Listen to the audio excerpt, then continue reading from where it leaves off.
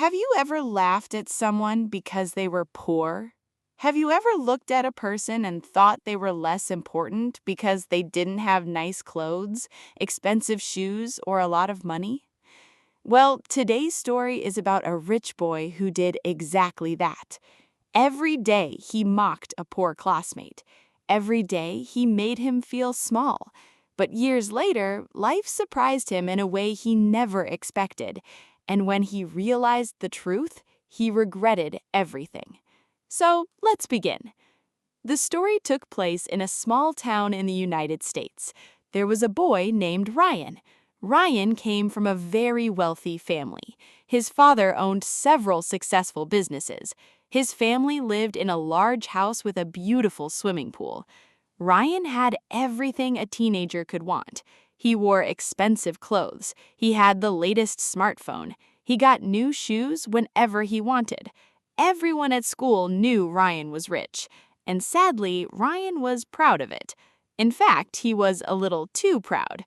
He often acted like he was better than other people, especially one student. That student was named Ethan. Ethan came from a poor family. His father worked long hours in a factory. His mother cleaned offices at night. They worked very hard, but money was always a problem. Ethan wore old clothes. Sometimes his shoes were worn out. His backpack was faded and patched in several places. But Ethan had something special. He was kind, he was respectful, and he worked harder than anyone else in school. Unfortunately, Ryan never noticed those qualities.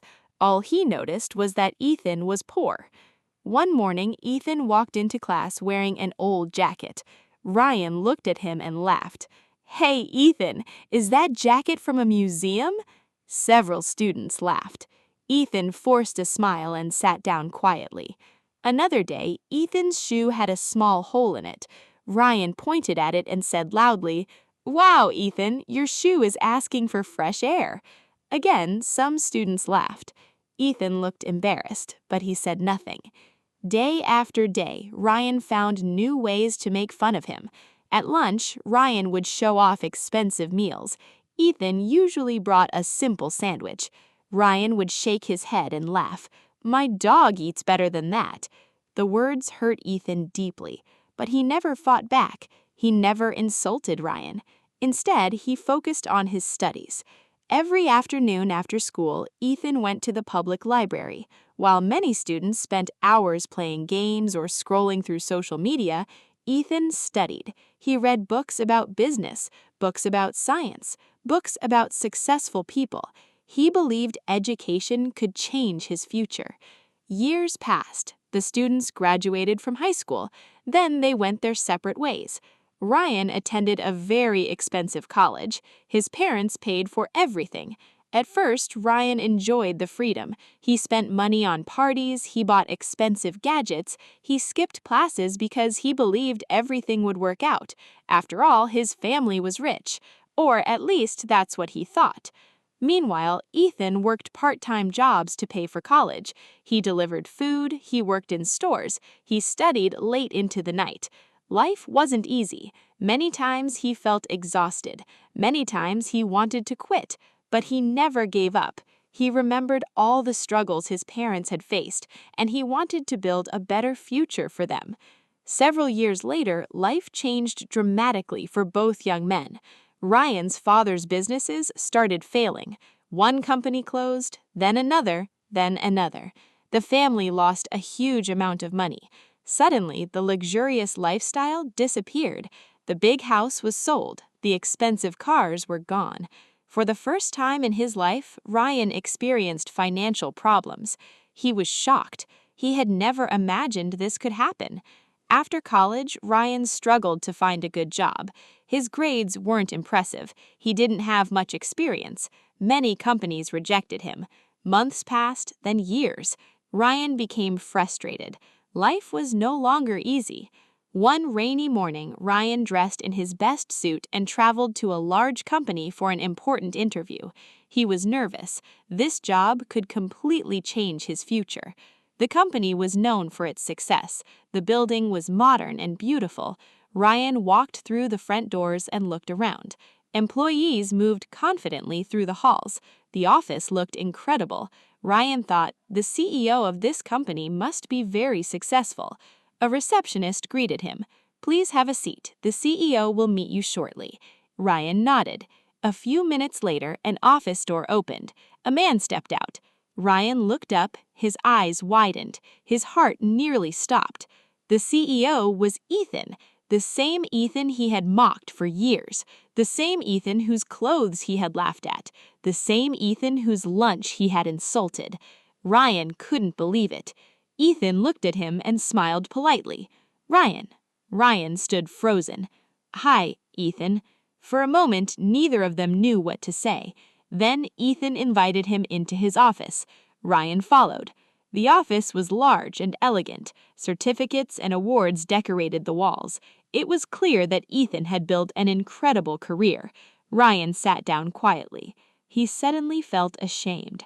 All those memories from school came rushing back.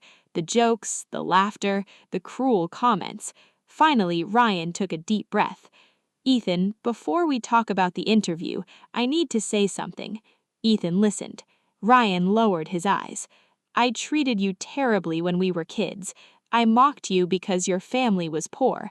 I thought money made me better than you. His voice became softer.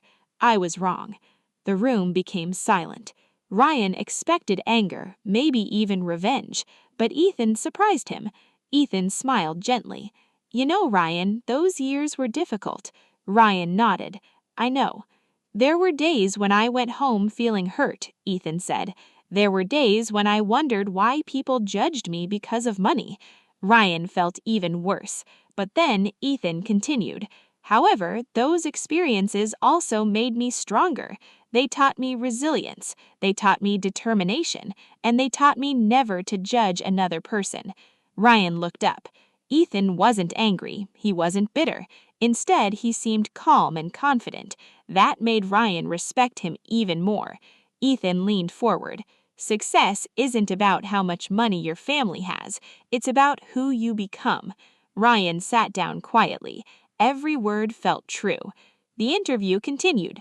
They talked about business, work experience, future goals.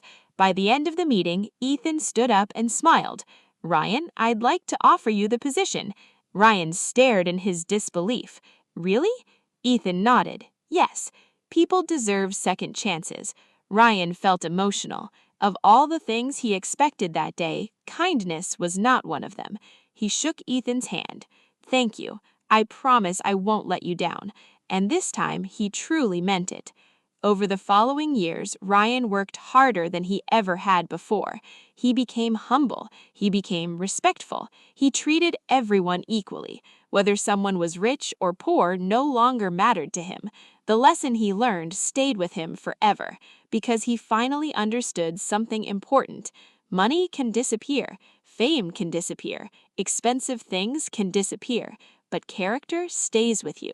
Kindness stays with you. Respect stays with you, and those qualities are worth far more than wealth.